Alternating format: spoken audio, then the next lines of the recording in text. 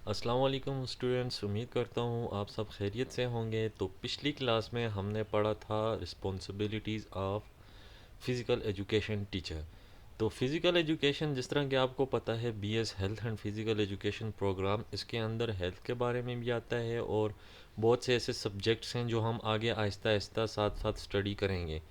तो चलिए स्टार्ट करते हैं। Sports nutrition is the branch of nutrition and dietetics focused on people who practice intense and endurance sports. Sports nutrition जो है ये न्यूट्रिशन की ब्रांच है और ये डाइटेटिक्स फोकस्ड ऑन पीपल, ये जो स्पोर्ट्स मैन होते हैं, जो प्रैक्टिसेस करते हैं, जो एक्सरसाइजेस करते हैं स्पोर्ट्स के अंदर, ये उनके लिए होती है। उनको उनका डाइट प्लान, डाइटेटिक्स फूड बताती है कि भाई आपने ये फूड खाना है, इस तरीके से खाना है। स्पोर्ट्स न्यूट्रिशन के सब्जेक्ट के अंदर हमें ये सब चीज़ें मिलती हैं depending on the final objectives of the sports and the training.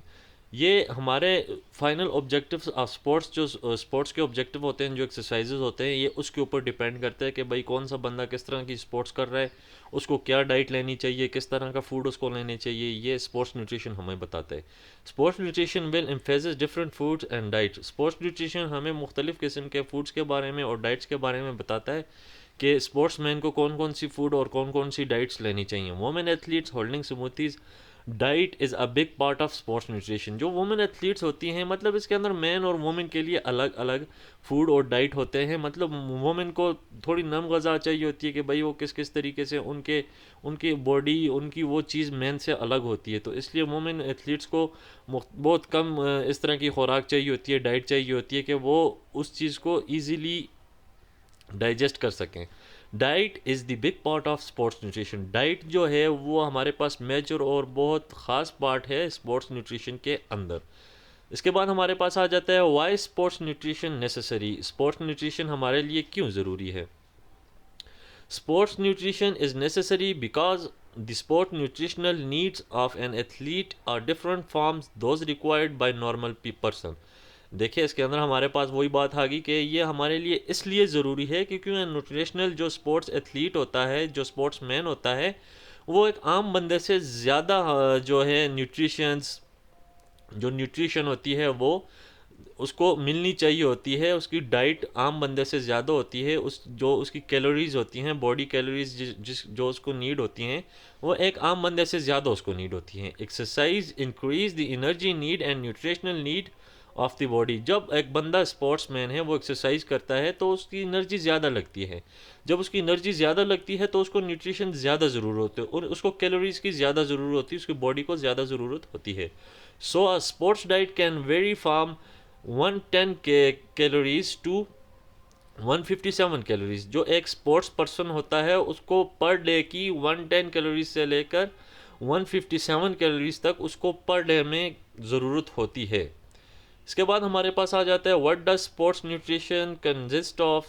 के स्पोर्ट्स न्यूट्रिशन किन किन अनासर पे कंसिस्ट है, किन किन चीज़ों पे कंसिस्ट करता है। Sports nutrition is one of the factors that influence how well an athlete perform. Sports nutrition हमारे पास एक ऐसा फैक्टर है जिससे हमारा एथलीट्स की परफॉर्मेंस सामने आ जाती है कि एक एथलीट किस तरीके से परफॉर्म करेगा। अगर उसकी स्पोर्ट्स न्यूट्रिशन पे ज़्यादा फोकस्ड होगा, वो न्यूट्रिशन मतलब उसकी डाइट मुकम्मल होगी, उसको उस किस्म का फूड मिल रहा होगा जो उसको चाहिए होता है, तो उसकी परफॉर्मेंस अच्छी होगी। Along with their genetic makeup and training they do. उनका जो जेनेटिक मतलब हर इंसान की बॉडी के अंदर जो उसके जीन्स होते हैं वो मुख्तलिफ़ किस्म के होते हैं।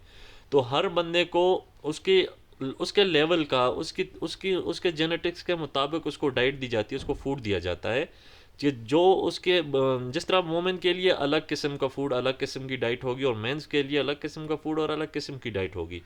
सो वोमेंस को कम कैलोरीज की ज़रूरत भी पड़ सकती है, लेकिन जो वोमेंस ज़्यादा इंटेंस एक्सरसाइज, उनको भी ज़्यादा, जितनी इंटेंस एक्सरसाइज होगी, जितनी ज़्यादा एक्सरसाइजेज एक स्पोर्ट्समैन, एक एथलीट करेगा या एक स्पोर्ट्स वोमेन करेगी, उतनी ज़्यादा कैलोरीज उसको मिलनी चाहिए और देनी चाहिए। ये स्पोर्ट्स न्यूट्रिशन जो इसके ट्रेनर्स होते हैं, जो इसके कोचेज़ होते हैं, ये उनका काम होता है।